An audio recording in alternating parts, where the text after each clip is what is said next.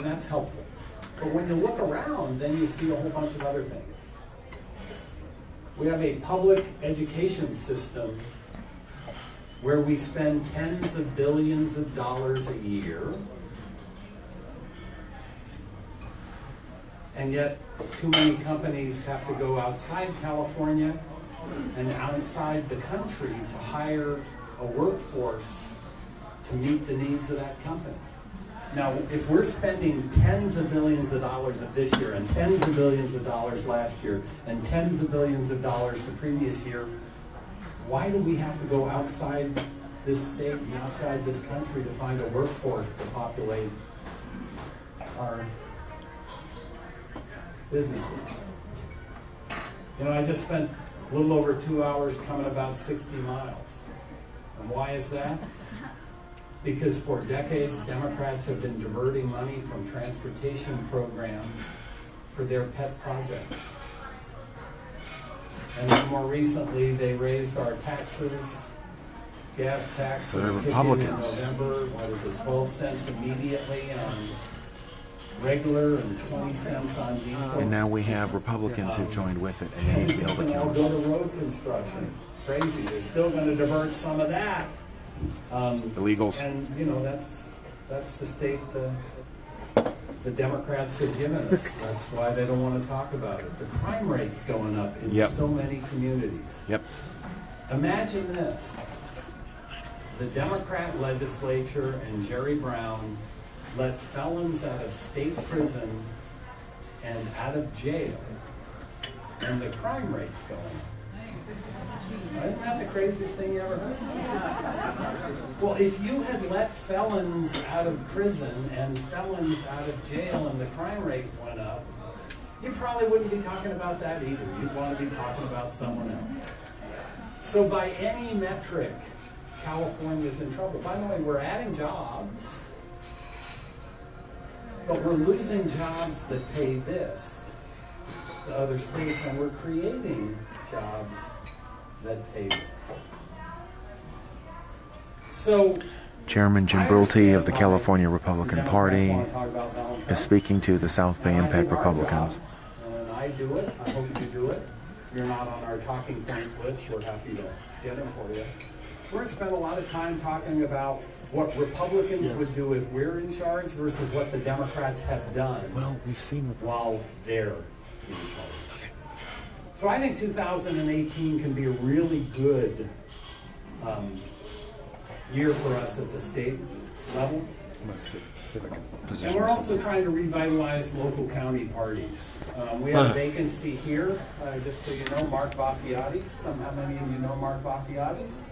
Mark used to be the chairman of the Los Angeles County Party, was the regional vice chair of the California Republican Party. Mark left us a couple weeks ago. He's now working at the Department of Health and Human Services in Washington, D.C.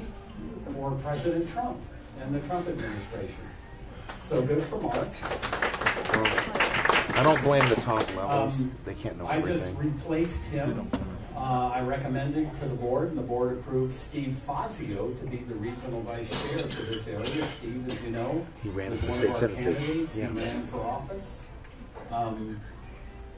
Ran a really good race in a really tough district that Republicans haven't won for a long time. So he's now the Los Angeles County regional vice chair, and his job is to help us rebuild the party in Los Angeles County as well. He's a guy who's a volunteer. He's a guy who raises money and gives money, and he's a guy who knows that leaders lead by example. So you're going to see him shoulder to shoulder with you in the precincts as we work. And we've really been encouraging our local county parties to step up and focus on races that they can win in their area. And what do I mean by that? You know, there's some areas in the state that are just so overwhelmingly Republican, where if the county party did everything wrong, we'd still have a Republican in Congress, a Republican in the Senate, and a Republican in the Assembly. And there are some areas in the state that are so overwhelmingly Democrat, where if the local Republicans do everything right, they'll never have a Republican in Congress, and never have a Republican in the state Senate, and never have a Republican in the state Assembly. But you know what? There are going to be 1,000 elections between now and next November. Okay? The press is going to write about the governor's race. The press may write about the U.S. Senate race. The press may write about a couple of the congressional races. But there are races for city council. Omar Navarro. There are races for county supervisor. There are races for municipal utility district. There are races for county boards of supervisors. There are races for school boards at the local level or at the county level. There are going to be 1,000 races. We have elections this November. We have elections next March, I believe. We have elections next April. We have elections next June. And we have elections next November. And each and every one of those are areas of opportunities for us to take it to the other side to move our policy agenda. See, I believe that there's only one role of a political party, and that's to take control of the government to move your agenda for the benefit of the people in your city, county, state, or nation. 7 Republicans didn't help. And we have a lot of cities and we have a lot of counties where Republicans have control. Yeah, it's true. They're moving a more conservative, more San Diego County, I guess. business-friendly agenda. Orange County. More liberty. I'm talking Board of Supervisors. We have some areas where we have areas of opportunity. And that's why it's important to have strong grassroots organizations. Because in the state party, we're a service provider. You know, and I want to be real clear on that. We're a service provider. I never cease to be amazed at some Republicans who hate big government and don't like top-down government, but they believe in top-down political parties. You know, they think the national party or the state party should do everything. And that's not my view. My view is we ought to be a bottom-up party. Our locals should be in charge to the extent And they're they can. corrupt, like Janice Webb. I live in the Inland Empire. Like Janice Webb right there, I shouldn't be telling corrupt. you who we should be trying to elect in Torrance. You should be telling us who we should be trying to elect in Torrance. And frankly, I don't need you telling me who we should be electing in my county or my city. I think I know my city a little bit better. So there's 1,000 elections we can participate in. And we can have an impact. For example, and this is part of the hypocrisy of my counterparts on the Democrat side, you know, nobody likes monopolies, by and large. The only person or entity that likes monopolies are the monopolists themselves. You know, if there's only one restaurant in this city, you have to drive 100 miles to go to another restaurant, that restaurant's going to do real well because they have a monopoly. They might like it, the rest of us wouldn't. So we don't like monopolies. Democrats say they don't like monopolies. Yes. So then why do Democrats give government monopolies? Why is there a monopoly in the public school system? We have a monopoly in the public school system. Yep. Government gets all the money to the California public school system. Well, I'm not against the California public school systems. I'm a product of the California public school system. But you know, there are private schools, there are parochial schools, there are religious, mostly Christian schools. Awesome. And why are we against monopolies? Because we inherently understand that competition is good. Competition is good. It challenges you. It forces you to be better. I'm for competition. So, with Democrats having total control of Sacramento in the legislature and the governor and the California Teachers Association, that union, having dominant control of the Democratic Party, are we going to get much competition out of Sacramento when it comes to schools? Hell no. Definitely not. Somebody said hell no? Yeah. Definitely not. Yeah, well, that's... Hell to the no. Won't come as a surprise, Art. You're a little bit more Outspoken. Flowery with your language. That I don't know about flowery. Some people don't like that one. If you want to improve public education, Hey, it worked for Bob Dornan. why not elect people to school boards that are willing to give the public school system a little competition? A local school board can authorize charter schools. Not every public school is bad, Right. but not every public school is really good. No. And there can be problems with charter schools, but charter schools can be good too. And it gives parents choice. And it gives We know all this. competition for the public Let's school get to the system. let's cut to the So crap in here. some cases, a community focusing on electing one or two pro-charter school conservatives to school boards is the best way you can improve the public school system in your community. Same thing is true with the county board of education. By the way, you did it in this county. Los Angeles County had an election, I think it was June, where you now have charter school advocates who control the Los Angeles County Board of Education. At the California Republican Party, we have been partnering to the extent we're allowed to, under the law, with charter school groups to elect pro-charter school candidates to local school boards and county boards of education. Because what happens is, if the local school district turns down the charter, the county board of education can authorize the charter. So in LA and San Diego and Orange County and San Bernardino County, we've been working to elect pro-charter school folks. You know, in campaigns, it's easy to focus on president or governor because that's where the media focus is. But there's a lot of races at the local level where we can have an inordinate amount of impact on. You spend 2 days walking a precinct for the president, our presidential candidate, you may pick up 50 votes. In California, that's not a lot. You spend those same 2 days walking for a school board or a city council candidate, those extra 50 votes may be... We're in Torrance, California, folks. Winning and losing. So I'm excited about 2018. We have a really great opportunity to elect a governor. I think we're going to have a fun time taking on the Democrats, forcing them to explain the mess they have made out of California, forcing them to defend high-speed rail from LA to San Francisco that is not high speed and doesn't go from LA to San Francisco. A Democratic Party that says they're all for new ideas. Well, we've got a new idea. It's called Hyperloop. I don't know if any of you have been following that. Elon Musk has basically said we can move people faster, cheaper. They just tested out a mile or two of it in the desert out by my house. It's actually state-of-the-art technology.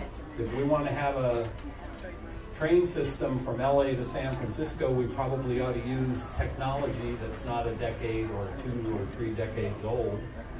Elon Musk is in Hawthorne too. Like the Hyperloop, if in fact the voters want that. So we're going to have a great opportunity to talk about our record and contrast it with their record, and we're going to expose them. They don't want to talk about their record, and that's why every time you hear them, what was that Joe Biden said about Rudy Giuliani? All he can say is a noun and a verb and 9/11. Remember that? Well, what are the Democrats running in California? All they do is they have a noun and a verb and Donald Trump. And that's because they don't want to talk about public education, they don't want to talk about public transportation, they don't want to talk about having 2 million kids living below the poverty level, they don't want to talk about losing higher paying jobs and replacing them with lower paying jobs. They don't want to talk about the fact that we have more people living on welfare. The fact of the matter is we have a middle class that is shrinking in California, not growing.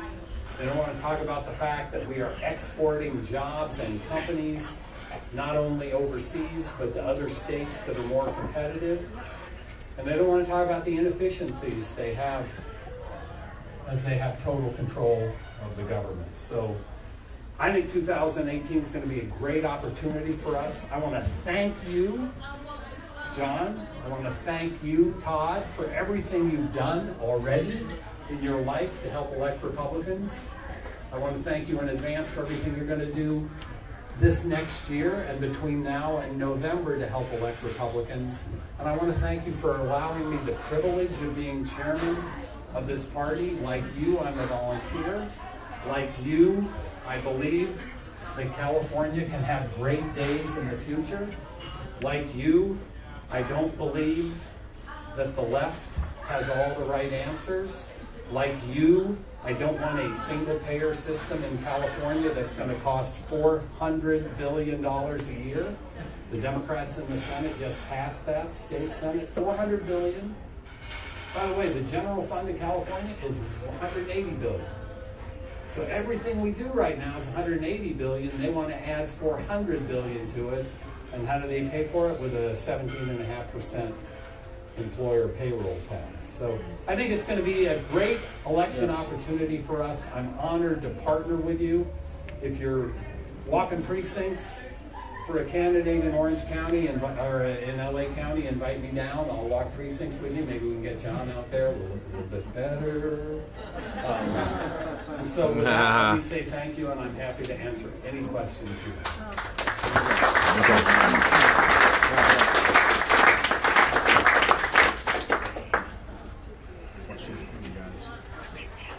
Yes, ma'am.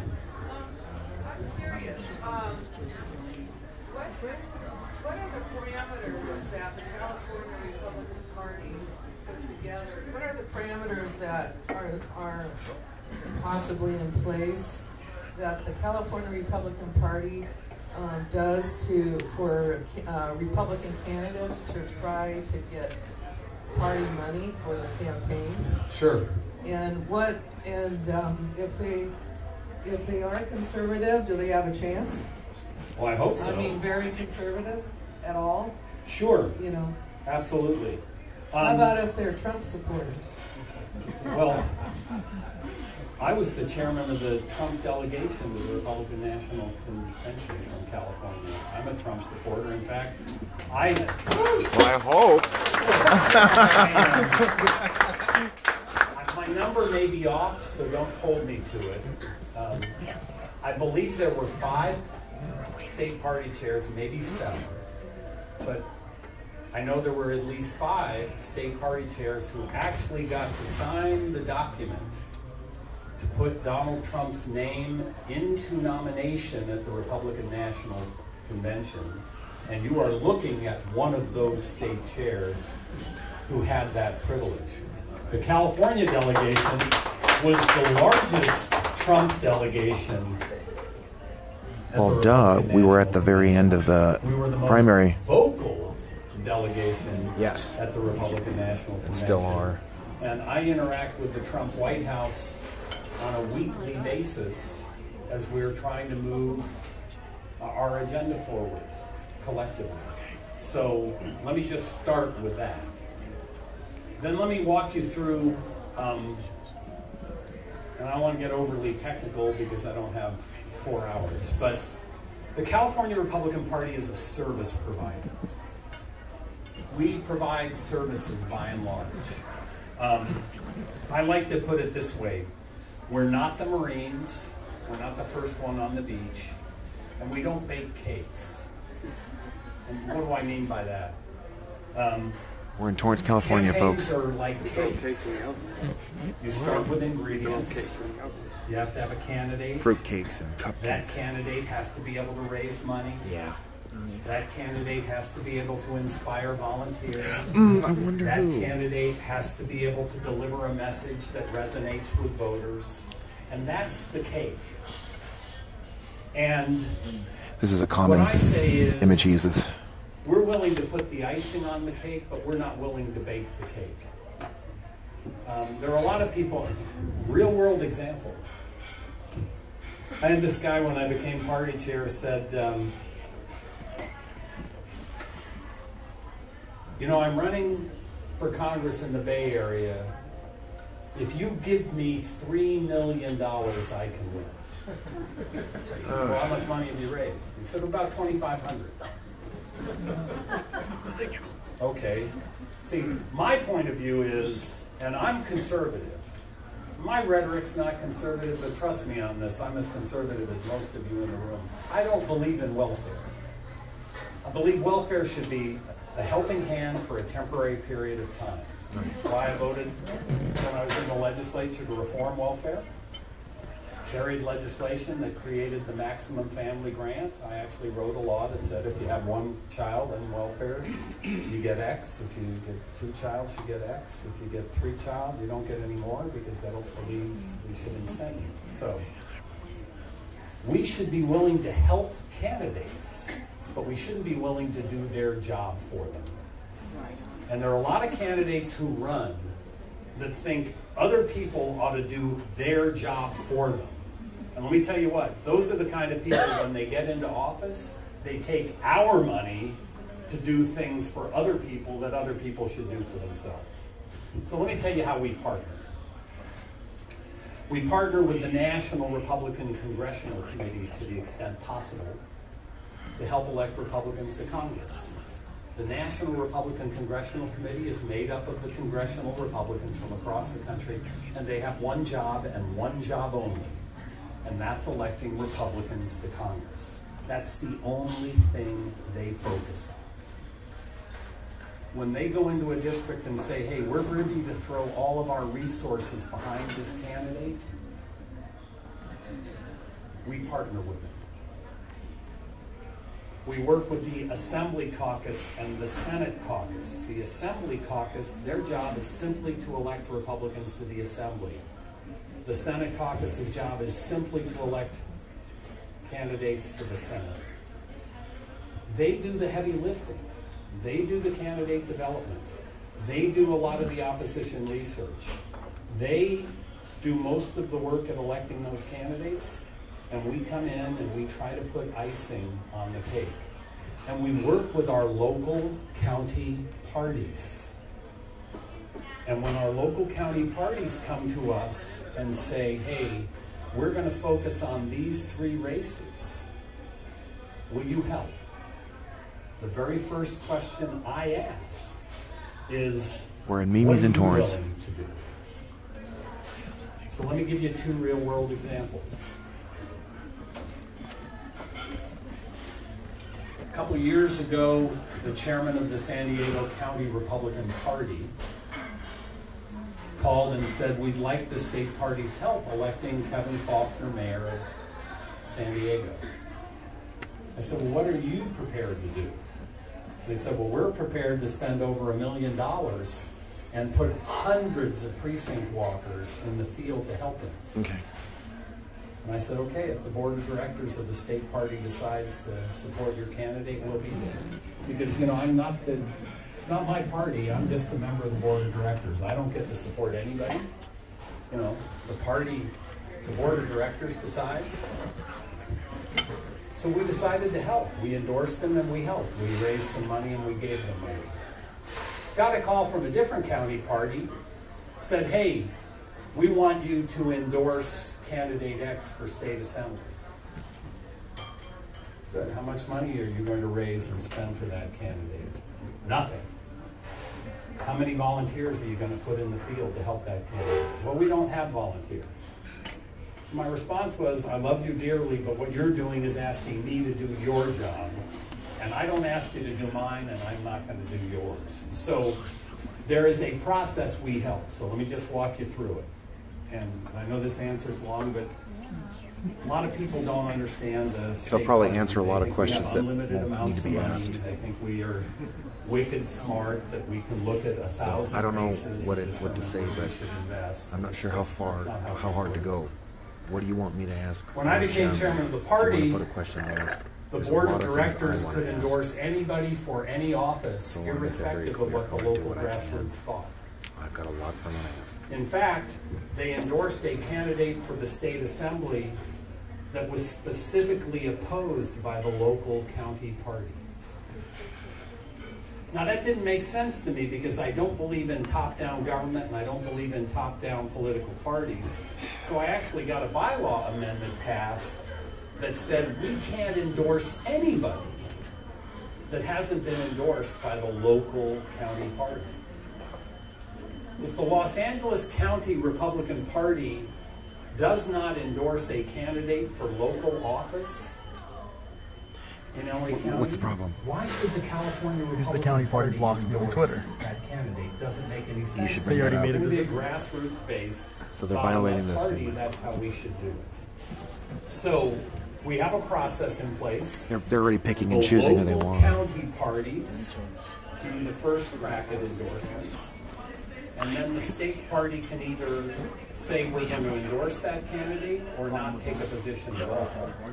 But we cannot endorse someone that the local party has not endorsed. Because I believe in bottom-up parties, not top-down parties. We'll also do training for candidates who want training. We've done training all around the state. And we continue to do that. So yeah, we help, but we don't do people's jobs for them. And you know, this is the one that people never like to hear. But you know, I spend almost all of my time raising money. And I'm okay with that, because you have to have money to do it. But there are a lot of candidates who say, I'm a great candidate, but they can't raise any money. Now, let me tell you, if you can't raise money, you're not a great candidate. And there are a lot of candidates who say, I'm a great candidate, who have no volunteers helping them. If you can't inspire volunteers, you're not a great candidate. So we partner. We're not the Marines. We're not the first one on the beach. We don't bake cakes. But my commitment is, if your local party likes you and you're on the 2-yard line, we'll come in and try to help you get the last 2 yards. But we don't pick up the ball at the 20-yard line and run it 78 yards down the field with you on our backs. We partner, but we expect you to do most of the work because we can't. We just can't. Art. Absolutely. Or do I need the microphone? I was a teacher, but, you know, I don't feel like throwing my voice out. I've lost it a few times. So, and I don't feel like putting him at a disadvantage. Is there a microphone I could have? Yeah. Oh, God, you have to have it on a cord. Holy crap. Okay. Maybe I should, I don't know. Okay. There's no point in, like, giving people a hard time here. Hey, Miss Saraganian. Maybe I should, like you said, I should bake the cake, and you put the icing on it. Okay. So what I always learned is, you know, we're in a serious position as a party. That's a fact. We have a winning, we have huge victories, pun intended, despite some of the debacles. I think we're going to have a great Senate run, maybe not here. I think we're going to have a supermajority, actually, because of Trump.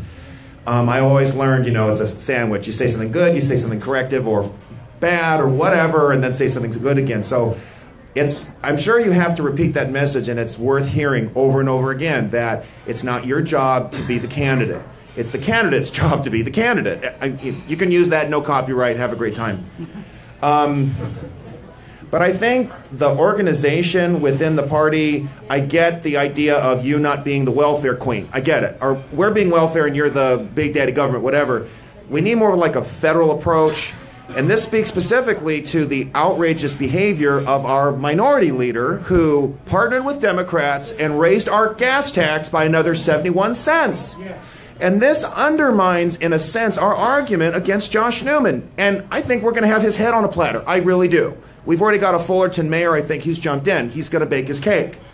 I'm really not happy about that. And I think that you as a chairman and the rest of your executive board, there has to be a federal aspect of, hey, you're out of line. This is not acceptable. That's the first thing. And the affair that he had with Kristen Olsen, she's got to go. She's got to be gone. We are the party of family values, and he and she have obliterated that. And not only that, they've taken away a talking point to go after Gavin Newsom and Villaraigosa. I said to Villaraigosa and Cudahy, you slept with every woman but your wife. I don't want that taken away from us. And we have problems with the county parties too. And I understand, I respect your hands-off approach to a degree. I respect that. There was a conflict up in the Monterey County area where a Central Committee member endorsed a Democrat and nothing happened. I think that should have been taken care of. You need to take care of those things. I respect boundaries. I understand you're not supposed to be their parent, but we have bylaws. And we've had problems here in LA County as well. My charter was revoked for no good reason. I did not violate bylaws. David Hadley had done the same thing I had done. And Miss Webb here, who serves as the chairwoman for the 66th, called my boss, tried to pressure me to cancel a meeting for Latinos for Trump. Like one right over here. And we need to reach out to Latinos. That's been your lead, so I follow it. I'm not expecting you to be a referee or to solve this problem. Because like I said, I want you to focus on helping our state to grow. Miss Webb, your behavior was disrespectful and despicable. Arthur? No. Arthur. So, what I'm asking you to do, Is there a question here? I'm trying to get to it, and I have to build to it because this is the crap that's been going on in this county. And I'm not the only club that's been harassed in this respect. We're 10 minutes over. So, That's the question. that wasn't 10 minutes, it was 2. Thank you. 10 right now. We have to get out. What I'm urging you to do, and it's a it's a request, because you're going to have an executive meeting. And I understand that the committee members are going after Chad Mays.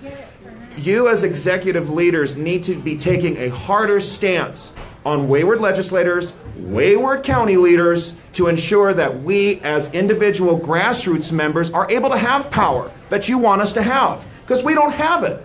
It's taken from us. And in some ways, sadly, it's Charles Munger's money that seems to be buying up seats rather than us being able to have our own central committees. I'm asking you, I don't have an answer. You've been doing this longer than I have. But I'm urging you to find something so that your board ensures that bylaws are followed, that we don't have these wayward members. And I'm getting the bottom of the hamburger here.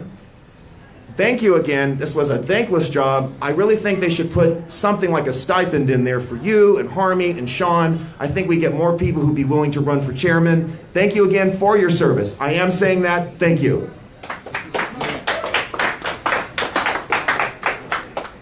Well, there's a whole lot there. So we'll focus on this. My request is for the executive committee to take over having more power to deal with this wayward nonsense. Let me see if I No, I can- won't shut up. He's my chairman. He works for me just as every other does. Arthur. Deal with it. Sit down. No, I won't. I'll stand as much as I want to. You're interrupting him. Go ahead. Let me answer, and Yeah, Todd, stop interrupting. y'all, Art, you have my number, and we've talked a number of times. So let me just unpack some of those things.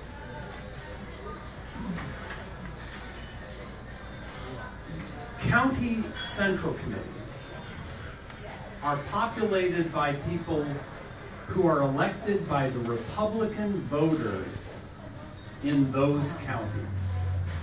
Under our rules and under California election law, every 4 years, county parties go to the ballot and they elect representatives for their county party. And I'm aware of the issue you raised in Monterey. And a lot of people tried to drag me into it. But hear me on this. Okay. I am a conservative. I believe in local control. It is not just my philosophy of government, it's my philosophy of political parties. And I live in Fontana. And it's not my job to tell the Monterey County Republican Party, elected by Monterey County Republicans, how to do their job. And trust me on this, you don't want a state party chairman telling every county what to do. You don't want me coming into this county and saying, LA County, I don't like what you've done, so X, Y, and Z is going to happen. First of all, that's not the way our laws for the party are built. Okay. And it's not how I choose to do it. Because at the end of the day, you really don't want one Republican deciding everything that happens in California. Second issue. I don't want that either. You raised the issue of Chad Mays. Yeah. So let me answer this. I'll give you the same answer I gave to the LA Times, because I give the same answers everywhere. There are about 5 million Californians who are Republican. 5 million. And each and every one of them get to give their opinion on whatever they want, whenever they want, with one exception, and that's me. I'm actually the one Republican that is responsible for speaking on behalf of the party. Now, you raised the issue of Chad Mays. The delegates to the California Republican Party have not taken a position on this because we haven't been to convention. We will be in convention in October. We have a board of directors meeting a week from tomorrow, which I called. It's my prerogative as the chair. There will be a motion relative to this issue. Okay. It will be a public meeting. Everyone will have the opportunity to take a vote. I will cast a vote. My vote will be public. You will be able to see what my point of view is. And when the board of directors casts that vote on Friday, I will speak on behalf of the party as clearly as I can and enunciate what that vote means. It's open to delegates to vote. Every member of the board of directors can go out and say what they want. I have to be a little bit more restrained because you didn't elect me party chair just to give my point of view anytime I want to give my point of view. You elected me party chair to speak on your behalf. It's why I defend our platform. I don't necessarily agree with everything in our platform, but it's your platform. You wrote it. It's my job to defend it because I am your representative. So I have a point of view on the issue you raised. Okay. You will hear about it because I will enunciate it at the board meeting, and then when the board acts collectively, the board of directors will take a position, and as the chairman of that board, I'll let you know. Okay. That's a meeting open to delegates to vote at? Well, it's delegates don't get to vote. They're not members of the board. Okay. Delegates get to vote on resolutions at convention, but Okay. it's an open meeting. There's a mechanism to call in. I don't know exactly what it is, but you know, I know we're spending $800 or $1,000, so more than 23 members of the board can call in. Yes, ma'am. Question. Speaking of the technology for delegates participating in board meetings and also participating in watching maybe from home streaming, watching from home perhaps if they can't go to say Oh, we shouldn't have invited Arthur.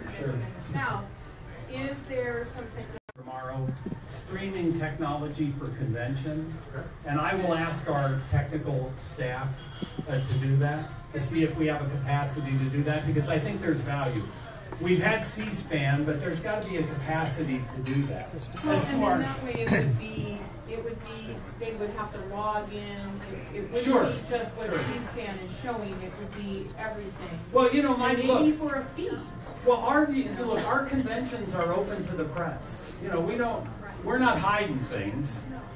You know, they get to see us warts and all. And if you've ever been to a political party convention, whether it's ours or the Dems or the Greens, it's like kind of organized chaos. But I'm okay with that because, you know, my dad used to tell me that if two people agree on absolutely everything, there's no earthly need for one of them. So I'm actually okay with conflict. Trust me, I don't agree with anyone in this room 100% of the time. I started voting in 1974, and you know, I've only found one candidate that I agreed with 100% of the time. It's himself. It's himself. And that was me. Yeah. I knew it. Now, to board meetings, our rules say we have to have 6 in-person board meetings a year, and so I schedule our board meetings a year in advance so our board knows, because we don't get paid to go. I don't get paid to go to a board meeting, so if I have to go to Sacramento to a board meeting, I want to buy the $99 ticket on Southwest 7 months in advance rather than the $265 ticket. Finger of shame. And that's only one way. So our board meetings are open to the public. They're open to our members. But by and large, most of our members don't attend. Our board does, but most of our members don't attend because I'd like to think they're comfortable with what we do. We do board calls every other month. And, I'm a huge believer in transparency. It's just, it's what I do. There are no secrets. There's nothing I won't say to you that, I'm not going to tell you anything I don't believe, and I'm not going to be different in private than I am in public. So I set up this system to allow all of our delegates to call into our conference, our convention, our board meetings. It's like $900, and I did it and no one called in. Pardon? What time is the meeting? Well, they all differ. For example, our board meeting next Friday is at 7 p.m. California time. It's a call-in meeting, and it's because Harmeet, who has the motion, is actually going to be on a plane, and she's going to be on the East Coast. Right. And I coordinated that with her to make sure that even if there was an hour and a half or 2-hour delay in her plane, she'd still be able to be on the call because it's 10 o'clock on the East Coast. She's the one who wants her gone. Most of the time we meet Good. Saturday morning from 10 to 4 or 10 to 5, and we rotate it north to south just because, we all pay our own way. We don't get a stipend for that. I think that should change, honestly. And Because then others could, like us, could we run. publish them a year in advance, can't do it for although I nothing. now have to, we're all the way through December, I have to give us next year's schedule. But we welcome delegates, and even in closed session, if you're a delegate to the party, I generally ask the board to waive the rules to allow non-board members to be in our closed sessions, because I want you to know everything I know about the party, because I'm out of here. I mean, I'm not running for re-election. I will be leaving this party as chair in 2019, and it's important that we have an educated group of people that can fill the void. We're going to have a new chair. We're going to have a new vice chair. We're going to have a new secretary because they're termed out. We're going to have a new treasurer. We have 8 regional vice chairs, 2 of which are termed out. So we're going to have a significant turnover. And I believe delegates who are our bosses. That's me. That's right, he's a delegate. I work for him. He's one of about 1,500. I work for all of you. Yeah, exactly. I believe delegates have a right to know everything we've done, Yeah. which is why I paid for it. I started at conventions a section called Ask the Chairman. And it's for delegates only. Only delegates get to go in. And people get to ask me whatever they want about anything the party does. Some people want a high turnout or a low turnout. I want an educated turnout. I think if the delegates to the party understand how we're structured and how we do our job, we'll get better governance. And that's just my point of view. Thank you for your leadership and what a great speech you've given. Yes. I'm Arun Mitra. Thanks for your leadership and what you've done for the party. It's amazing. We have a very vibrant group in Assembly District 66, and everybody means very well and they work very hard. But we do need to get more people elected, more of our representatives, whether it's state, county, and local levels. But I guess we need more voter registration. But looking at a macro level from the top, is there anything, any advice you can impart where we can enhance the voter registration in this I only district? registered 4. I've done more That's than a the chairman really, did in the really county. good question.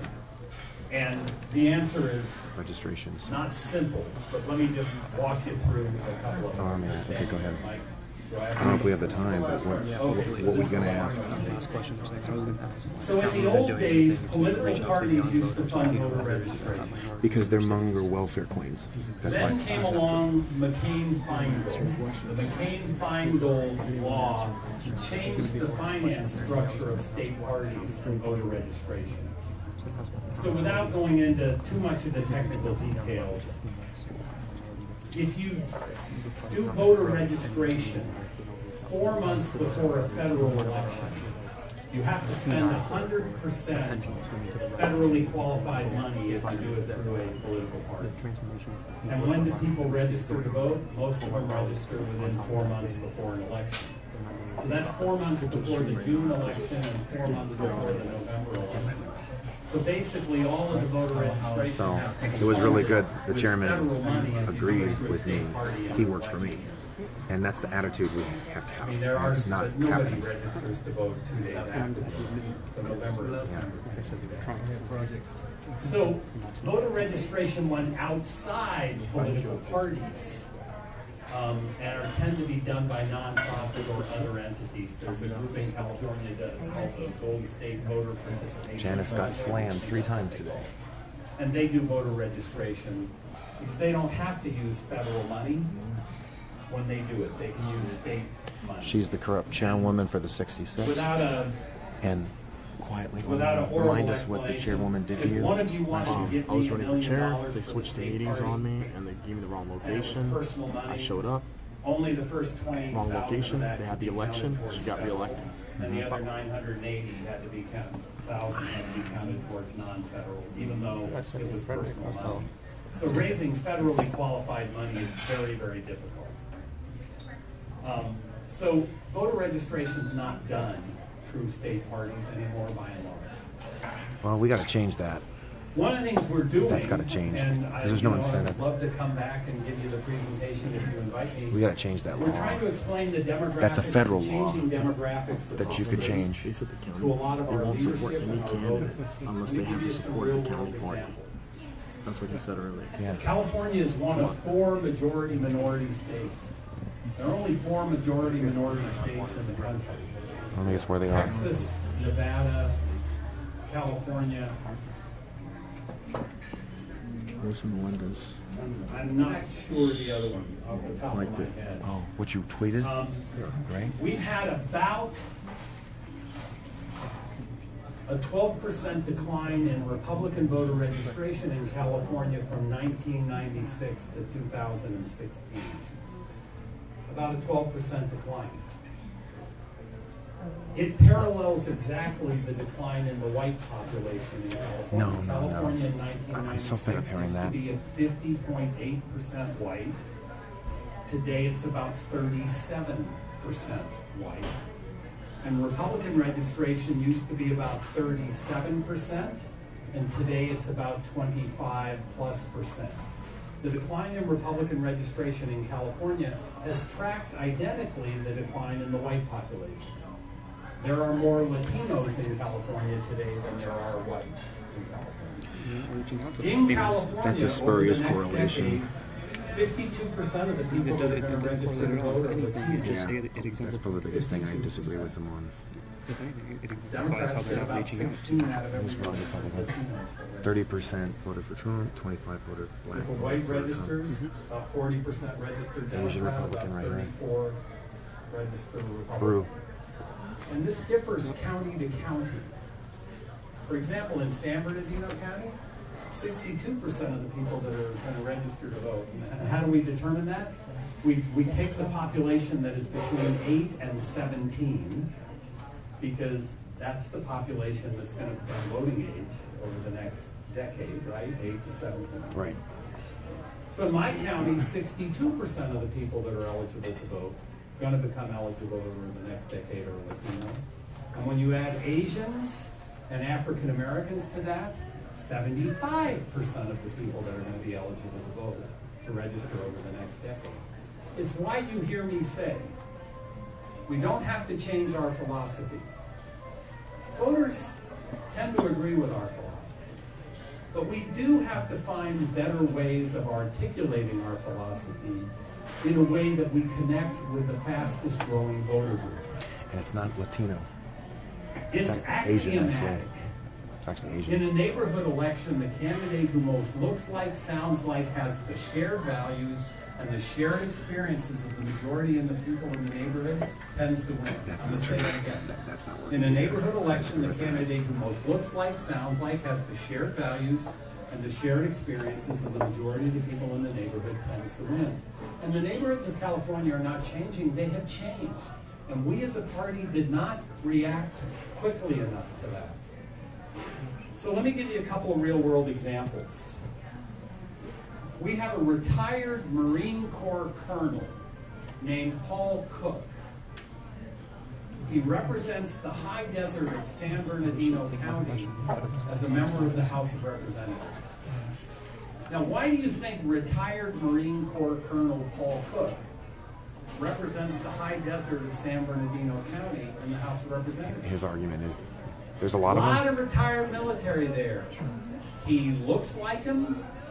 He sounds like him. He has the shared values and the shared experience. We have a Senate seat in Orange County. You've heard us talk about this. Democrats had it for 20 years. It's about 25% Latino, 22% Asian. Most of the Asian was Vietnamese. This is Janet Wynn's seat. Democrat was termed out. The Democrats recruited a Latino Democrat. We recruited Janet Wynn. Yay! County supervisor, Vietnamese. Yes. At the beginning of that campaign, the Latino Democrat had a 3-to-1 favorable to unfavorable among Latinos. That's really good. Janet Wynn had a 22-to-1 favorable to unfavorable among Vietnamese. That's unheard of. We won a seat that the Democrats had had for almost 2 decades. Not by recruiting a candidate that didn't share our philosophy, but by recruiting a candidate that looked like, sounded like, had the shared values and the shared experience of a significant portion of the neighborhood. I like to joke. When I announced I was running for the state assembly, my white trash neighbors looked at me and said, "Hey, he's one of us." And and let me tell you what, 3-to-1 is great. 22-to-1 is unheard of. I didn't have 22-to-1 favorable to unfavorable in my immediate family when I ran. And I have never lost an election where more than 100 people could vote. So, voter registration is important. But hear me on this. Voter registration is a tactic. It's not a strategy, it is a tactic. And if we are not communicating to the fastest growing voter groups in ways they hear, understand, and appreciate, they are not going to register to vote with us. Manny, we don't have to change our philosophy. Where are the best public schools in California? They are in the wealthiest neighborhoods. Where are the poorest schools in public California? They're in the poorest neighborhoods. Some of those poor neighborhoods are populated heavily with African Americans and Latinos. We don't have to change our philosophy to talk about eliminating the public school monopoly, not letting the teachers union have total control. Yes. We just have to talk about creating competition for our public schools with charter schools. Maybe tax credits for people who send their kids to charter schools. And I promise you, Hispanics and African Americans who want their kids to get a good education because they know better than almost anyone in this room how important education is and how bad schools can really be. Yep. They will hear what we have to say and they will rally to our party. Too often, we as Republicans talk to ourselves. I know I have to close. But not me.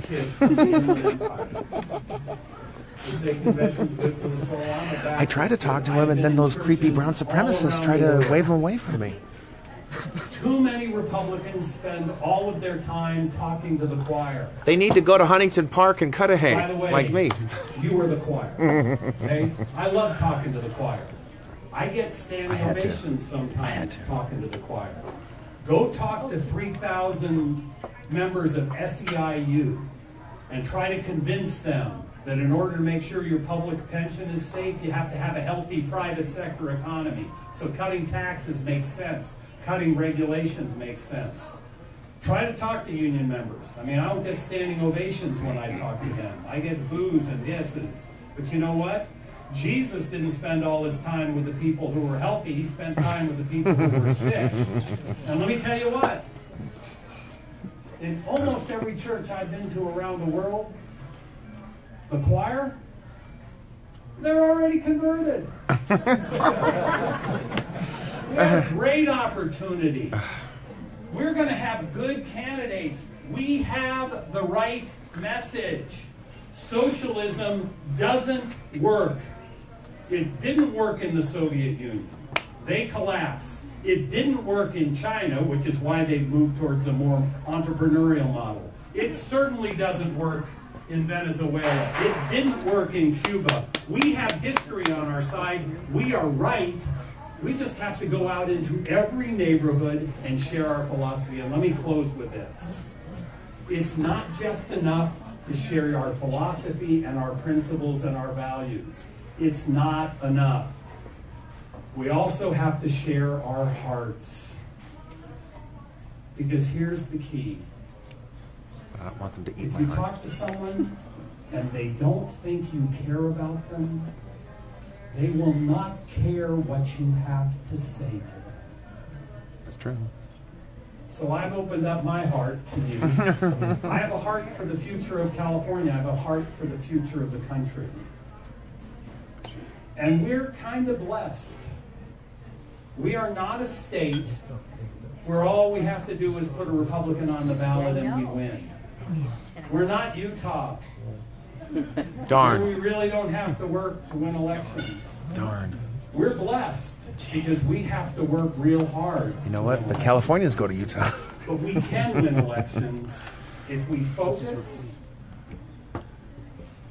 if we give a little bit of our money, I if have. we give a little bit of our time, if we're good neighbors, if we share, not just with the people who look like us and believe with us, people that don't look like us and don't necessarily believe with us.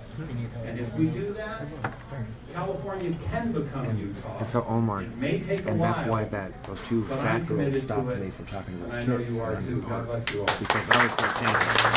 So this is what we're dealing with. What we're doing in Huntington Park. We're doing this in Cudahy. We're doing this in Maywood. We're only doing it. Well, thank everybody for coming out. I was going to say, make sure you pay your check, tip the server. But if I understood her correctly, I think she said I'm the only one who hasn't paid yet. Well, thank all of you for coming out, and I want to thank Chairman Brulte. Thank you. Thank you. Fire Chad Mays. And we're going to have, I'm thinking next month we may not have a meeting. I'm not sure if we're going to have one of these dinners or not. But We're not gonna have a meeting with next month or Arthur. October, possibly That's what we're both. That We're gonna one hide right it, there. just like I'll be back there next time. Want to thank each of you who filled out applications. And if I don't know if you filled yours out or not, but Glenda back there filled it out and handed it to me. So she's officially number 100. Thank you, Glenda. Yay! And just to set the record straight, John said that if we got that 100th member, we'd be the largest in the state. The fact is that we already are by far the largest in the state. Yeah. Ah! And we are actually the first company to get to 100. Yeah. 2+ year history of the organization. So We're in Torrance, California, folks. And you get an email newsletter from us with that next stuff that's going on. And thank you very much for coming out tonight. All right, folks. Where we are is Torrance, California, at Mimi's Cafe in South Torrance. We just saw the chairman, who I don't blame, wanted to get the heck out of here. So Manny, you've been a Republican since you registered, or what? Well, since everybody. There you go. Yeah. Right here. Wow. So even though you're in the midst of Cudahy and all that liberal lunacy, yeah, being targeted. We just being targeted. Heard a bunch of rivals speak about nothing real aggressively, not giving you real solutions for basic questions. that's what you do? Yeah. So was it your mom and dad who kind of got you on board as a Republican, or Myself. what did you read or hear that got you? Going to ask a question about why the county party is not reaching out to Latinos. Hi, did you complete the form? Oh no, So was this something you read or watched on TV? No, I self-studied because usually our educational system is run by communists. We have a self-taught Republican here. What did you read? The U.S. Constitution, the history, the Democratic Party was founded by Confederates. I'm all for the Union. If you believe in the 13th Amendment, Abraham Lincoln. Wow. So everything is pretty much what we're being taught, and LAUSD is basically under majority of minority groups, and pretty much being brainwashed not only based on the media, but by teachers, liberal teachers, Marxism, etc., etc., etc. So that's how I'm a free thinker. Most of us are free thinkers, so that's pretty much how Wow. winning people over. Well, I'm glad you're on board with us. So I have a lot more hope, that's for sure. Well, where did our best friend Damien go? There he is. Never. She got two. I got one. Never. So that's awesome. Glad to hear it. I'm running for city council, Cudahy, California. Okay. When's that election? Is it going to be next year? Next year, I think the primaries will be in June, July. Well, it's a city council race. There won't be a primary. Yeah, we're still gonna have to apply for the 501 form. Okay, you've already filed, or? Not yet. Okay, well, good. Glad you're getting your name up there. That's good. Awesome. Way to go, Manny, for Cudahy. Awesome.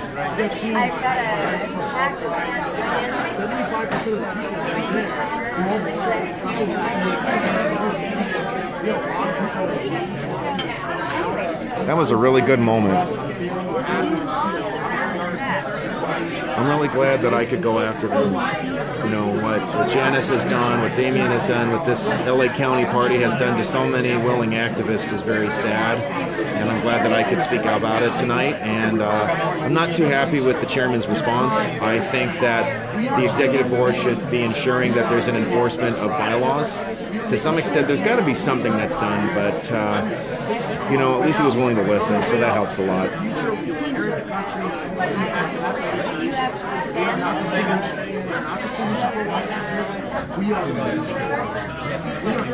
What do you think, folks? Should I go talk to Janice and let's see what she has to say? What do you think?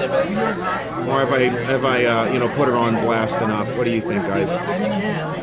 It's shameful. Make sure you know what's going on at your local party. Make sure that you're willing to fight for what's right within your city or within any other jurisdiction that you're running in. Make sure people know what's going on.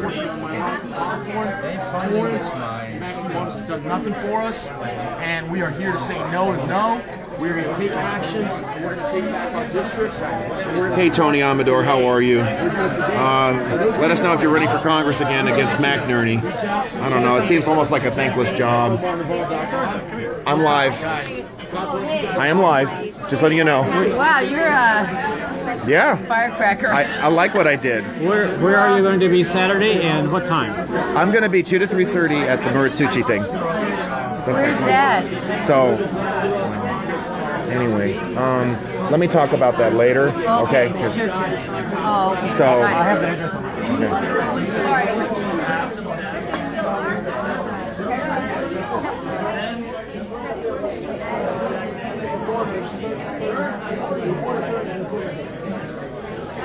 okay. And that's the guy right there who shamed Olivia Valentine, who was one of many minorities at that March meeting. Why did you do that, Damien? Why did you want to shame people who... That's not an answer.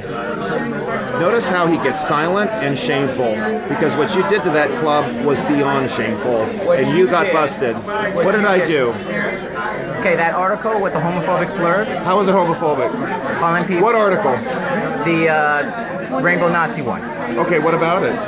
Were you You use terms like What term? big homo.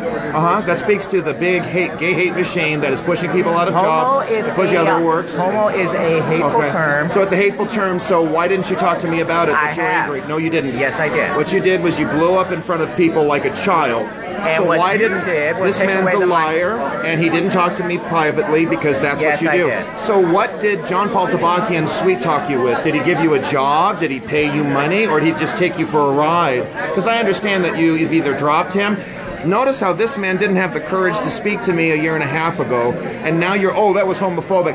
Be an adult and you talk to a man and say, I don't like what you wrote. You did it publicly to shame me, and it didn't work, did it? You were chased out. It got your charter certificate. No, it did not. Yes, it did. So yes, it did. That's a lie from the LA Times, and also from the party. Why are you running away? Why did you? You're a bigot then. Is that what you're saying? Because you wanted to shame me in front of others rather than talk to me like an adult and settle your issues. Everybody, I want you to look at this. Look at this man right here who doesn't have the courage to speak his mind. He's a child who cannot stand his ground to speak the truth. You ran away. We got another runner. Got another runner right there. Now this woman has courage that you do not have. She spoke her mind, and you attacked me publicly for no good reason. Oh, no, I had very good reason. No, you didn't. Yes, you did. No, you did not. And I'm the one acting like a child. Can you speak like this?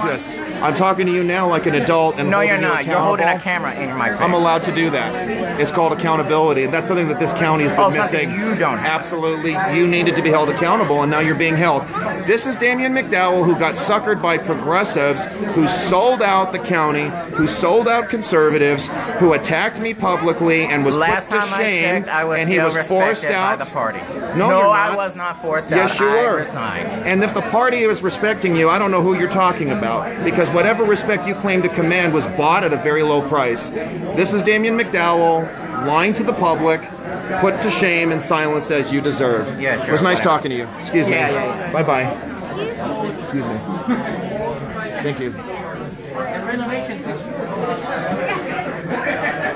You got to do what you got to do. So, you know what I mean? Damian's a guy who has no character. He's a guy who has been kicked off as a campaign manager. He's a guy who has no morals. He's a guy who betrayed an entire club, essentially, and was pushed out. He's a guy who, I don't know if he's ever going to have any kind of a commercial or professional calling in any county party. And the fact is, these are the kind of steps that we have to start taking with wayward partisans who are more interested in getting rich than they are in making a difference. This is something I had to do with Janice Webb. This is something I've had to do with other elected officials as well. It's not an easy calling, but this is what I am going to tell to as many of you as possible. These are the steps you have to take. These are the actions you have to take. None of us have to tolerate this kind of abuse any further.